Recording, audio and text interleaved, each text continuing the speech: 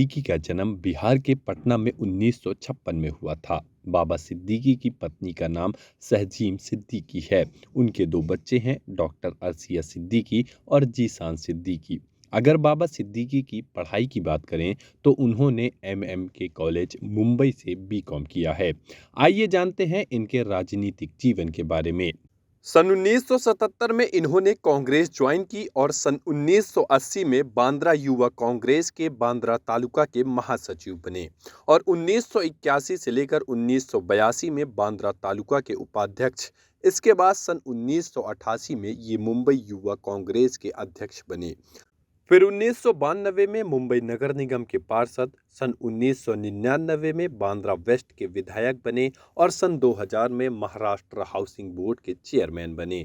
सन 2004 में बांद्रा वेस्ट से दूसरी बार विधायक बने और फिर 2004 से 8 के बीच में खाद्य एवं नागरिक आपूर्ति मंत्री रहे। सन 2009 में बांद्रा वेस्ट से तीसरी बार विधायक बने और 2014 में मुंबई रीजनल कांग्रेस कमेटी के उपाध्यक्ष बने।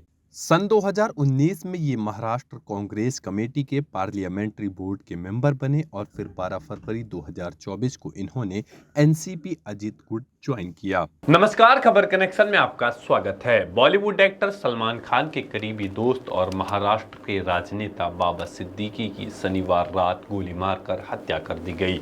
मुंबई के एक अस्पताल में उन्होंने दम तोड़ा। बाबा सिद्दीकी का छत्तीसगढ़ से भी सियासी नाता रहा है। 2023 में विधानसभा चुनावों में उन्होंने रायपुर में अहम भूमिका और जिम्मेदारी कांग्रेस की तरफ से निभाई थी। रायपुर से कांग्रेस के प्रत्याशी कुलदीप जुनेजा के चुनाव प्रचार चुनावी दफ्तर का उद्घाटन बाबा सिद्दीकी ने किया। सितंबर और नवंबर में रायपुर दौरा हुआ था। इस दौरान उन्होंने स्थानीय नेताओं के साथ बैठकें की, तस्वीरें खिंचवाई। देवेंद्र नगर के पास बने नमस्ते चौक पर चाय की चुस्कियों के साथ नेताओं संग गप लड़ाते दिखाई दिए थे। लोकसभा चुनाव 2024 के लिए कांग्रेस ने उन्हें महत्वपूर्ण जिम्मेदारी देते हुए रायपुर सीट का प्रभारी बनाया था। तब राहुल गांधी की भारत न्याय यात्रा के बाद संभावना थी कि सिद्दीकी फिर लोकसभा चुनाव की तैयारियों के लिए रायपुर दौरे पर आते। हालांकि फरवरी के अंत में उन्होंने कांग्रेस छोड़कर एनसीपी अजित पवार गुट ज्वाइन कर लिया। महाराष्ट्र सरकार के बाबा मंत्री भी रह चुके हैं। कहा जाता है कि बाबा सिद्दीकी से संजय दत्त ने सलमान खान को मिलवाया था।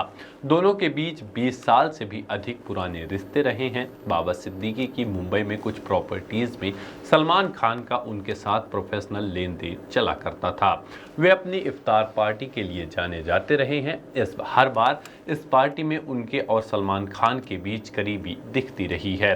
साल 2008 में कटरीना कैफ की बर्थडे पार्टी में सलमान और शाहरुख के बीच विवाद हुआ, मगर 2013 में बाबा सिद्दीकी की बदौलत बॉलीवुड के इन सबसे बड़े नामों के बीच झगड़ा खत्म हो गया।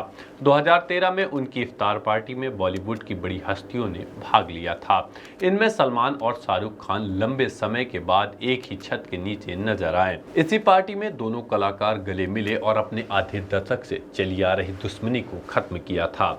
कई बार बाबा सिद्दीकी को बॉलीवुड और अंडरवर्ल्ड के बीच ब्रिज कहा गया है। संजय दत्त और बाबा करीबी दोस्त हैं और उन पर दाऊद इब्राहिम की डी कंपनी से भी जुड़े होने के आरोप लगाए जाते रहे हैं। हालांकि सामना में छपी एक रिपोर्ट के मुताबिक मुंबई की एक जमीन को लेकर बाबा सिद्दीकी और दाऊद इब्राहिम के करीबी अहमद लंगड़ा के बीच विवाद हो गया था। इसके बाद छोटा शकील ने बाबा को धमकी दी थी कि वे मामले से दूर रहें। इसकी शिकायत बाबा ने मुंबई पुलिस में की थी, जिसके बाद अहमद लंगड़ा को मकोमा के तहत गिरफ्तार किया गया था। कहा यह भी जाता है कि इससे नाराज होकर दाऊद इब्राहिम ने बाबा को धमकी दी थी कि राम गोपाल वर्मा को बुलाकर तुम्हारी फिल्म बनवा दूंगा। एक था एमएलए। शनिवार को मुंबई के बांद्रा के खेरवाड़ी सिग्नल के पास बाबा को उनके बेटे जीशान सिद्दीकी के दफ्तर के बाहर उन पर 2 से 3 गोली मारी गई। उन्हें तुरंत लीलावती अस्पताल में भर्ती कराया गया, जहां उन्होंने दम तोड़ दिया। जानकारी के मुताबिक बाबा सिद्दीकी शनिवार रात करीब 9:15 में ऑफिस से निकले थे।